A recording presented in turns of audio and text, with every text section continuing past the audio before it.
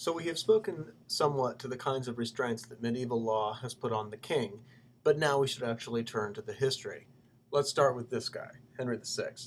As you can probably tell from his portrait, he was not what you might call a strong man. He was less than a year old when he came to the throne. 1-year-olds are impressionable, and some would say easily manipulated. So it was with Henry, who was also insane, and his reign degenerated into rival houses competing for who had the best right to be king. It would result in internecine warfare between the houses of York and Lancaster. These were the Wars of the Roses, so called because the House of Lancaster represented itself with the red rose, while the House of York did so with the white rose. This is great history, by the way, producing some of the best material for Shakespeare's greatest play, Richard III. Actually, a number of his other historical plays as well, Henry VI, Henry VI, Edward VI, and so on. But I'm not going to tell you that story. Suffice it to say that this guy, Henry Tudor, a Welshman with no real claim to the throne at all, ended up winning everything at the Battle of Bosworth Field on August 22nd, 1485. Henry VII was definitely a medieval monarch. His great strength was in making the machinery of the royal household work. The household was all of the king's revenues and estates, not too different from any household today, but just imagine the most important and wealthiest household of the realm. One of the first things that Henry did was to call Parliament into session and confirm that he was the monarch. Every king, by the way, begins his reign by calling Parliament into session, so this is nothing new. But Henry did make use of Parliament. To begin with, Parliament recognized Henry's reign as beginning on August 21st, 1485. This predated the Battle of Bosworth Field, and it allowed Henry to declare those who took up arms against him as traitors, and he made good use of this. Henry brought bills of attainder against his Yorkist enemies. The Bill of Attainder was a parliamentary condemnation for treason or rebellion. The victim was declared a traitor by authority of Parliament. This was true for even those who were slain or fled in battle. So an attainder was a ex parte, that means without the party there. The attainted would forfeit all of his property to the king. Furthermore, the attainder worked corruption of the blood, which would deprive the attainted's heirs of any property that the common law might otherwise grant him. Attainders were quite common during the Wars of the Roses, when almost 400 were issued. Edward IV reaped a huge annual salary from attainders. Henry VII also pursued attainders, but he also shrewdly showed mercy to his enemies. Some 84% of all attainders were eventually reversed if heirs showed loyalty to the new king. But in the meantime, revenue had flowed into royal coffers, and the new heirs owed their position to the mercy of the king. One important innovation of Henry VII's reign was the creation of a new court in Westminster. The court met in the Star Chamber, and from hence derived its name. Largely concerned with enforcing parliamentary statutes connected with public order, the crown officers could punish crimes like rioting, affray, and unlawful retaining. The court would become integral over the next 150 years to royal plans. We will definitely return to Star Chamber. But the man who made Star Chamber an important court was Cardinal Wolsey. He served as a prime minister of sorts for Henry VII's heir, Henry VIII. Wolsey transformed Star Chamber by giving it more work. He extended its jurisdiction and initiated their cases there. It began to take over the traditional enforcement jurisdiction of the King's Council.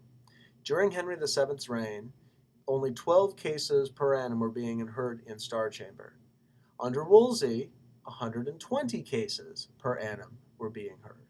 Wolsey himself would sit there as a judge, and he would threaten even the king's officers with Star Chamber proceedings if they ran afoul of him. Justices of the peace were tried for corruption. Errant nobles were tried for keeping retainers, that is, keeping soldiers, against the law.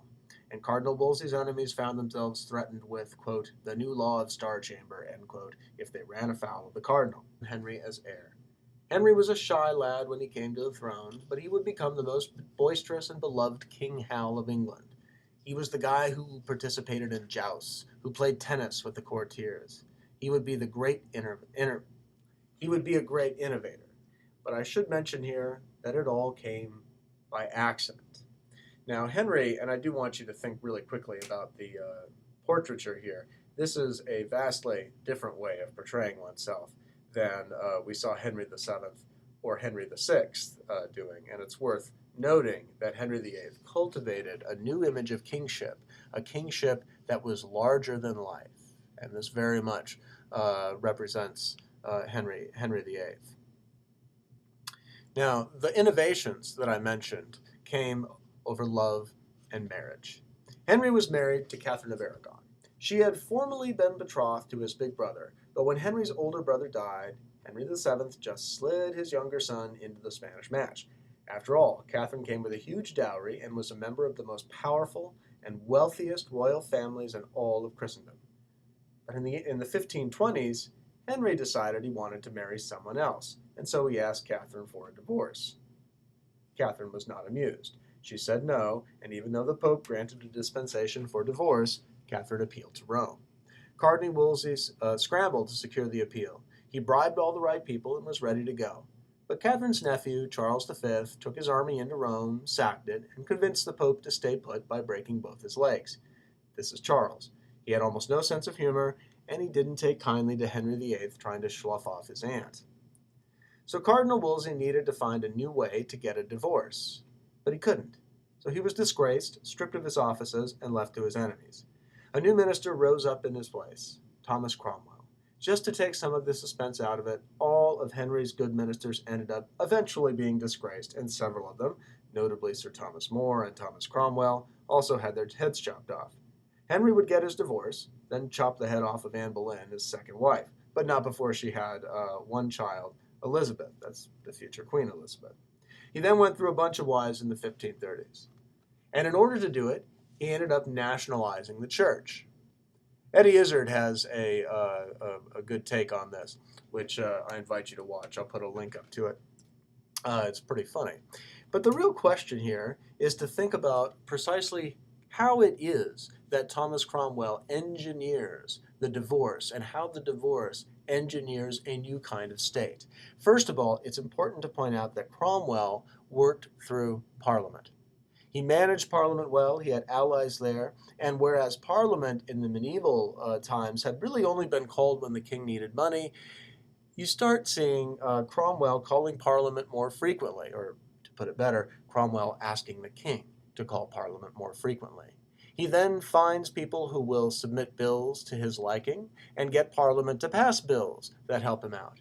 And beginning in 1533 and extending through 1534, an entire revolution is wrought through Parliament, starting first with passage of the Act and Restraint of Appeals, extending to the Succession Act, which recognized Anne Boleyn as queen and her issue as the legitimate heir of the realm, and then following to the Supremacy Act in 1534, effectively nationalizing the church and making the king the head of the Church of England.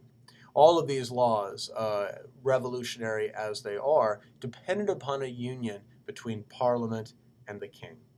Now, it's worth pointing out here that what I've described in terms of the rise of the Tudor monarchs and from 1485 all the way here through 1534 indicates just how important medieval law and institutions were. Cardinal Wolsey, that minister who in the 15 teens did so much to increase the royal power of Henry VIII, did so through the council. And his heirs and successors, noticeably Thomas More, and then really noticeably Thomas Cromwell, also worked through the council to augment royal power. It was Cromwell's great innovation to turn to Parliament, but he still deployed conciliar power when necessary. And it's important to point out here that this deployment of conciliar power begins to rub up against the common law courts.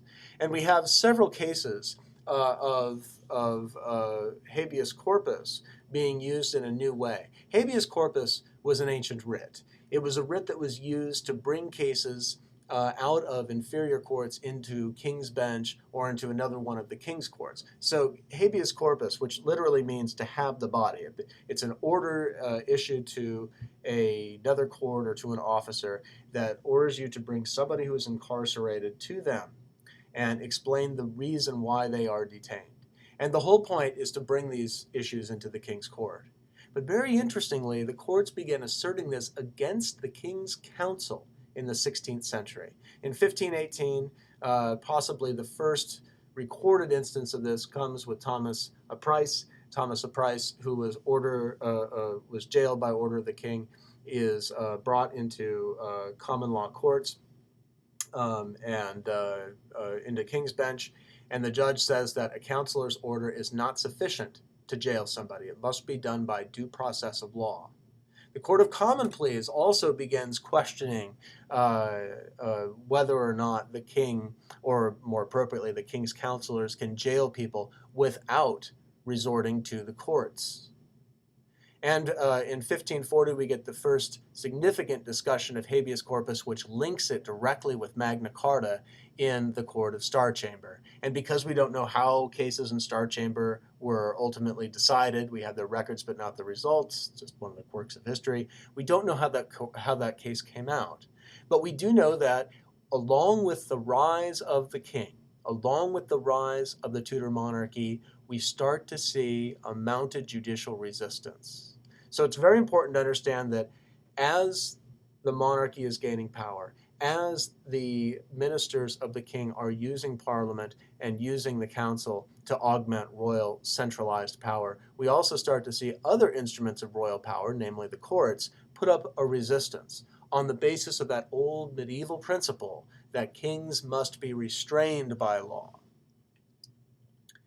Now, Henry VIII, when he died, left behind a very troubled legacy. First of all, he had nationalized the church, but he had not yet converted, if you will, to Protestantism. And so amongst his counselors, you had conservatives who wanted to have a national kind of Catholic Orthodox church. And you also you had people who were more radical and wanted to convert to Protestantism. And so there becomes this huge ideological struggle, and it actually starts during Henry VIII's reign, and it's not a good time for religious tolerance. Henry VIII's minister, Sir Thomas More, burns, I don't actually have the number, but he burns lots and lots of Protestant heretics. And Edward the Seventh ultimately will remain that's King Henry's the son who succeeds him. He will maintain that Protestantism. But then when Mary Tudor becomes queen, this is after Edward's death, and Mary is, by the way, the daughter of Catherine of Aragon, she returns the country to Catholicism and starts burning lots and lots of Protestants. So when Elizabeth, who's Anne Boleyn's daughter, comes to the throne in 1558, nobody knows exactly what's going to happen. And this leads to great anxiety. And Elizabeth will become, in a way, the greatest monarch that England ever had, largely by finding a middle way. And for Elizabeth, she does so by doing two things which are important. First of all, she does adopt a Protestant liturgy. So the Church of England becomes firmly Protestant under Elizabeth. At the same time, she allows much of the old Catholic rituals, the beloved Catholic rituals, to remain. And she maintains the episcopal nature of the church. So these are concessions to people who like some of the Catholic feel of the church. And the final part of her settlement, which is also very important, while she does persecute a number of Catholics, she also makes it clear that she will not go after all Catholics, nor will she require people to convert. That is, if they outwardly conform to the Church of England, she will not, as she puts it, cut windows into men's souls. They may remain in their hearts Catholic, provided they outwardly conform to Protestantism. So this, by the way, is also an unstable resolution to the problem. Catholics aren't completely satisfied by it. Zealous Catholics never are. And neither are Protestants who want to purify the church. And in fact, Puritans are born during this time. Institutionally, under Elizabeth, we have a rather remarkable growth of the role of Parliament. For the first time, Parliament begins passing peacetime taxes under Elizabeth. This is a complete novelty. So whereas Henry VIII's minister, Thomas Cromwell, recognized the power that Parliament could bring through the statute, its ability to speak for all the estates of the realm, the lords, the commons, and the king, under Elizabeth, it begins taking an active role. They begin passing laws, institutionalizing, for instance, a new jurisdiction for justices of the peace that invades the old church jurisdictions that once had been reserved by the Catholic Church. They began legislating in ways that they simply hadn't before. Now, this, of course, means, once again, more centralization, more royal power, but also conflict. And one story, I think, will suffice to explain precisely what happens with Parliament.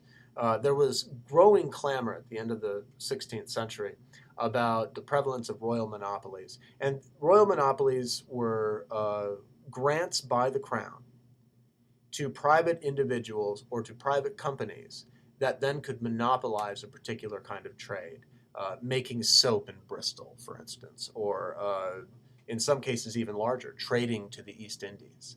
And many of these monopolies were necessary in order to govern trade. So the guild system, for instance, stems from the same royal power. The king would grant a charter to guilds, which allowed them to govern the trade, but also could be given out to individuals at great profit. And it was one of the ways that the king, or in this case the queen, raised money. Well, in 1600 and 1601, an elderly Elizabeth faced a parliament that was openly complaining about her policy of granting these monopolies. And this was a significant invasion of powers that were reserved to the monarch. And Elizabeth was very upset about it. When she went to Parliament, she noticed, and she later remarked upon this, she noticed that the singing of the welcome to Elizabeth was not quite as joyous as it should have been, that members of Parliament were looking at the floor, they weren't really interested in her or her person. And so she delivered a very stern admonition to Parliament not to invade her prerogative.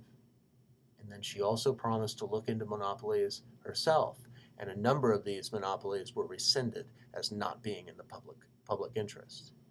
So Elizabeth proved to be a very savvy monarch who recognized that Parliament, although a potential rival for power, it was an institution that was gaining a lot of initiative. It was an institution that was gaining identity. It was more and more a partner in government, and therefore a threat to royal power, was nonetheless useful. And that in order to protect the prerogative, she had to retreat from a substantial position rather than force confrontation with Parliament. And that's not a bad place to end this, because the Tudors end in 1603. When Elizabeth dies, she has no heir. She was the Virgin Queen. And that meant, of course, they had to find somebody else. And this would ultimately bring James VI of Scotland, into England to rule as monarch.